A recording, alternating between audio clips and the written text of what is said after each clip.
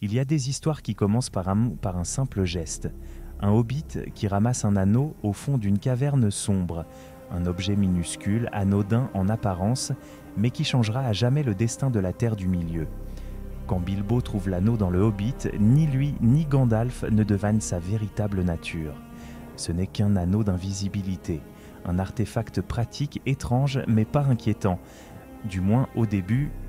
Alors, à quel moment Gandalf comprend-il que ce n'est pas un anneau comme les autres? Quand ses soupçons deviennent-ils certitude? Et pourquoi cette prise de conscience est-elle si cruciale pour ce qui va suivre dans Le Seigneur des Anneaux? Accrochez-vous, car pour percer ce mystère, il faut suivre les traces du magicien gris et lire entre les lignes laissées par Tolkien lui-même. Et si vous aimez les secrets enfouis sous les montagnes et les vérités révélées à la lueur d'une pipe, abonnez-vous et laissez un like, sinon un certain œil pourrait bien vous surveiller de trop près. Tout commence dans l'obscurité. Bilbo, séparé de Thorin et des autres nains, erre seul dans les profondeurs des monts brumeux, plus précisément dans les sinistres galeries de Goblinville. C'est là, dans un recoin oublié de tous, que le destin bascule sans bruit. En tâtonnant, le hobbit trébuche sur un petit objet froid et métallique. Il ne le voit même pas au départ. Il le ramasse machinalement. Ce n'est qu'un anneau, minuscule, presque insignifiant. Mais ce geste anodin marquera le début d'une chaîne d'événements qui mènera à la guerre de l'anneau. Peu après, Bilbo rencontre Gollum, une créature décharnée, rongée par l'isolement et l'obsession, vivant dans l'ombre d'un lac souterrain. Ce face-à-face, rythmé par un duel d'énigmes, est l'un des passages les plus mémorables de The Hobbit. La tension monte, la peur est palpable. Bilbo, désarmé, joue sa survie avec des devinettes. Mais ce que ni Gollum ni le lecteur à l'époque ne savent, c'est que l'anneau que Bilbo a ramassé appartenait autrefois à cette créature torturée, et que cet objet est bien plus qu'un simple talisman.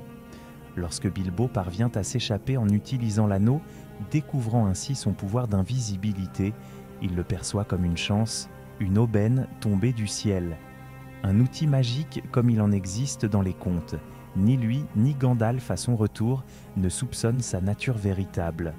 L'anneau devient simplement un souvenir curieux de son aventure, un atout qu'il garde pour lui sans vraiment y réfléchir. Il le montre à peine, il ne sent pas encore son emprise, ni la menace latente qui l'accompagne, mais ce qui est fascinant, c'est que cette version n'était pas celle d'origine. Dans la première édition de The Hobbit, publiée en 1937, l'épisode de la caverne était tout autre. Gollum, bien plus sympathique, accepte de donner son précieux à Bilbo s'il gagne le jeu des énigmes. Et il tient parole. L'anneau est presque offert, sans conflit, sans tension dramatique. Il n'y a ni fuite, ni trahison, ni réelle menace. L'anneau n'a alors aucun poids mythologique, aucun lien avec Sauron, aucune volonté propre. Il n'est qu'un gadget magique comme un autre. Mais lorsque Tolkien commence à écrire The Lord of the Rings, tout change. L'auteur prend conscience du potentiel narratif de cet anneau. Il le transforme en fait en artefact ancien, unique, lié au Seigneur des Ténèbres lui-même. Et cette révélation rétroactive impose une réécriture. En 1951, Tolkien publie une version révisée du chapitre Riddles in the Dark. Cette fois, Gollum ne propose plus l'anneau comme récompense.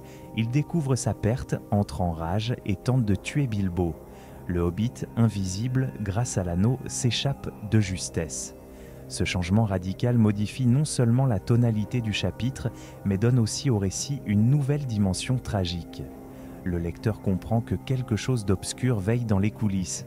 Pour que cette réécriture s'intègre de manière cohérente dans l'univers grandissant de la Terre du Milieu, Tolkien imagine même que la version originale de l'histoire, celle du Gollum généreux, était un mensonge raconté par Bilbo lui-même dans son livre rouge. Ce détail devient un élément narratif en soi dans la communauté de l'anneau, où Gandalf mentionne que Bilbo a enjolivé les faits dans son récit. Une manière subtile, presque méta, d'intégrer la réécriture dans la fiction. Ainsi, ce petit anneau trouvé dans une grotte n'est plus simplement un artefact de conte pour enfants. Il devient le cœur d'un drame épique, une clé de voûte autour de laquelle se construit l'histoire du Troisième Âge. Et pourtant, à ce stade, ni Bilbo ni Gandalf ne mesurent encore l'étendue du péril. Ce n'est que bien plus tard que les premiers doutes s'immisceront dans l'esprit du magicien gris. Le temps passe, les nains reprennent Erebor, Bilbo retourne en comté, mais quelque chose en lui a changé. Il a connu l'aventure, la peur, la grandeur, et il en revient avec un trésor bien plus dangereux qu'il ne le pense. L'anneau l'accompagne, bien rangé au fond d'une poche ou dissimulé dans une boîte en bois. Et au fil des ans, un malaise grandit autour de lui. Subtil, presque imperceptible. Gandalf, de passage en comté à diverses reprises, observe son vieil ami. Bilbo ne semble pas vieillir. Son apparence reste étonnamment jeune.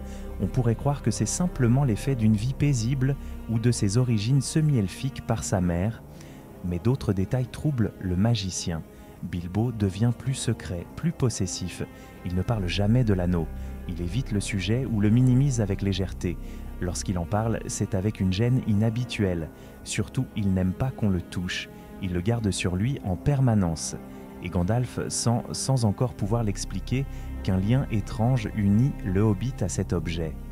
Le doute, d'abord diffus, commence à germer. Gandalf a vu nombre d'artefacts magiques au fil de ses voyages, mais peu ont un effet aussi marqué sur le caractère de leur porteur. L'anneau semble influencer Bilbo sans qu'il s'en rende compte. Rien de spectaculaire, pas de vision, pas de voix, mais une lente érosion de la volonté, une méfiance croissante envers les autres, une peur irrationnelle de perdre son précieux. C'est lors de la fête de ses 111 ans que la tension atteint son paroxysme. Bilbo prépare un événement grandiose. Il invite toute la comté, il est excentrique mais joyeux. Il prévoit un discours, des feux d'artifice et une disparition, car il veut quitter la comté sans prévenir, en toute discrétion, et se retirer à Fontcombe. Il en a assez du monde des affaires, des cousins envieux, des visites forcées, mais surtout il est fatigué. Fatigué et irrésistiblement attiré par l'anneau. Il en parle avec Gandalf, il veut partir avec l'anneau, l'emporter avec lui comme un simple souvenir de ses aventures. Gandalf, cette fois, insiste. Il perçoit plus que jamais une ombre rampante. Il sent que l'anneau ne veut pas être abandonné, que Bilbo lutte intérieurement contre quelque chose. Et quand le Hobbit refuse, qu'il s'énerve, que sa voix devient dure, presque méconnaissable, le magicien voit très clairement le signe d'un pouvoir corrupteur. « C'est à moi, c'est mon trésor », lâche Bilbo, les yeux brillants, les doigts crispés. Ce n'est plus le Hobbit paisible qu'il a connu. L'anneau s'accroche à lui comme un parasite. Gandalf se dresse alors, non pas en ami, mais en porteur d'autorité. Il élève la voix, le regard chargé d'une lumière qu'on ne lui connaissait pas. Et là, Bilbo cède. Il laisse tomber l'anneau. L'objet atterrit sur le sol avec un bruit sourd, mais il ne rebondit pas. Il reste là, immobile, comme s'il refusait de bouger de son propre chef. C'est un détail étrange et Gandalf le remarque. Ce moment marque un tournant. Le magicien n'a pas encore toutes les réponses, mais il est désormais certain que l'anneau n'est pas ce qu'il paraît. Son influence sur Bilbo, sa résistance à être abandonné, l'attachement presque maladif qu'il provoque, tout cela évoque une magie ancienne, plus dangereuse, plus sournoise que tout ce qu'il a vu jusqu'ici. Mais il ne veut pas tirer de conclusions hâtives. Il y a de nombreux anneaux de pouvoir en ce monde, créés à différentes époques par différents peuples, et tous ne sont pas maléfiques. Gandalf sait qu'il lui faut chercher, enquêter. Il décide alors de laisser l'anneau entre les mains de Frodon pour un temps, et il part vers Minas Tirith, vers les archives des rois, vers les parchemins oubliés qui pourraient, peut-être, lui révéler ce qu'il redoute, car au fond de lui, une peur prend racine. Et si cet anneau était l'anneau? Gandalf est un sage, mais ce n'est pas un devin. Il se méfie des certitudes hâtives. Lorsque Bilbo quitte la comté et laisse l'anneau à Frodon, le magicien sait qu'il a entre les mains un objet singulier.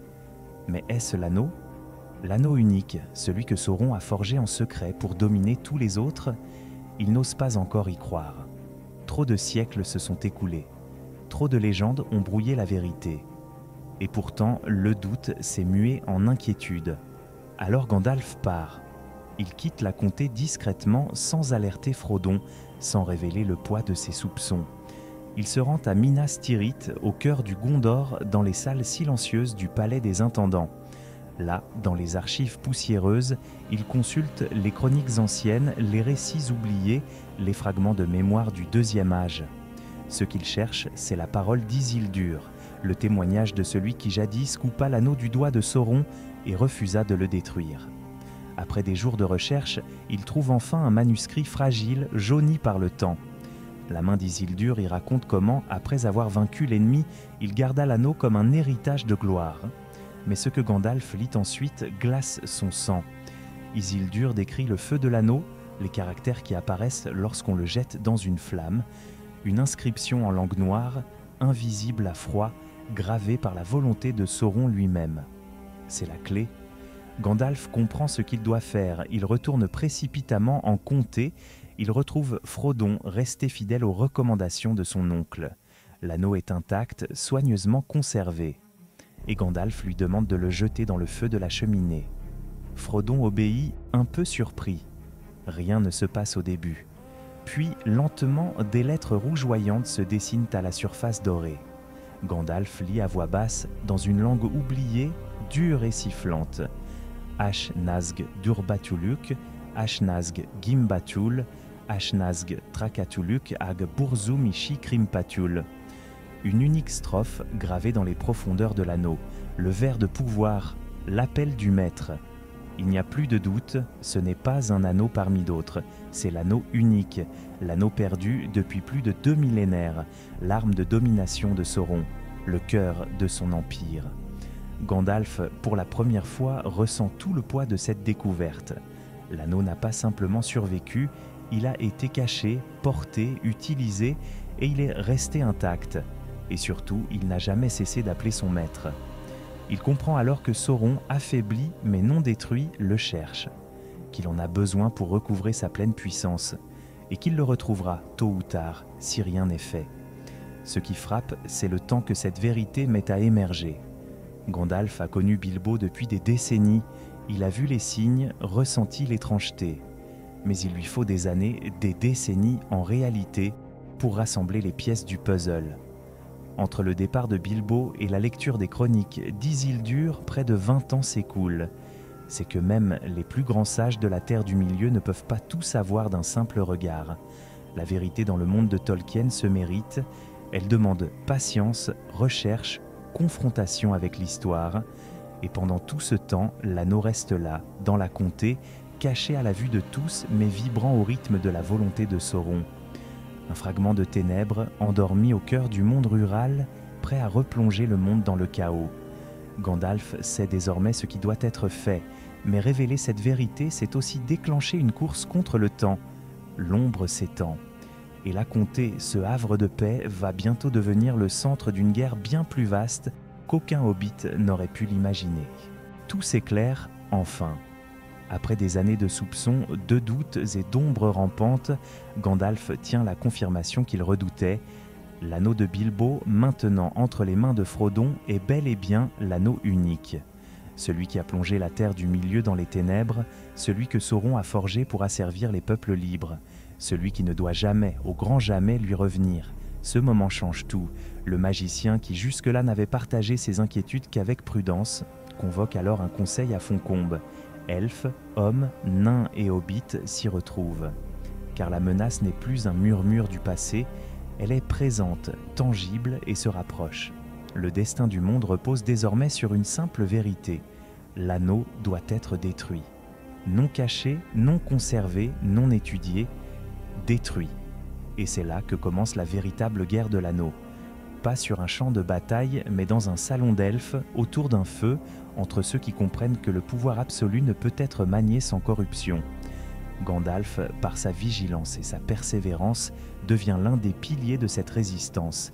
Il aurait pu ignorer les signes, il aurait pu considérer l'anneau de Bilbo comme une simple relique, mais il a vu plus loin. Il a écouté les silences, observé les hésitations, lu entre les lignes de l'histoire. Et grâce à cela, la comté, ce petit coin oublié des puissants, joue un rôle clé dans la sauvegarde du monde. Mais imaginons un instant. Et si Gandalf n'avait jamais suspecté quoi que ce soit? Si Bilbo était parti avec l'anneau? Si Frodon l'avait gardé à jamais dans un tiroir? Sauron aurait fini par le retrouver. Peut-être sans que personne ne comprenne comment ni pourquoi, la comté aurait été la première à tomber, et peut-être la dernière tant la domination de l'anneau est totale. C'est une leçon précieuse dans l'univers de Tolkien. Parfois, ce sont les soupçons discrets, les inquiétudes silencieuses, les questions qu'on ose poser qui change le cours de l'histoire. Et vous, à quel moment pensez-vous que Gandalf a vraiment su? Était-ce à la fête de Bilbo, lors de leur confrontation dans le salon, ou bien dès leur première rencontre après le retour du Hobbit? Dites-le nous en commentaire et rejoignez la communauté de ceux qui aiment voir l'ombre, mais aussi la lumière derrière les histoires. Abonnez-vous, laissez un like et rappelez-vous, dans cette chaîne, même les plus petits détails peuvent mener aux plus grandes quêtes.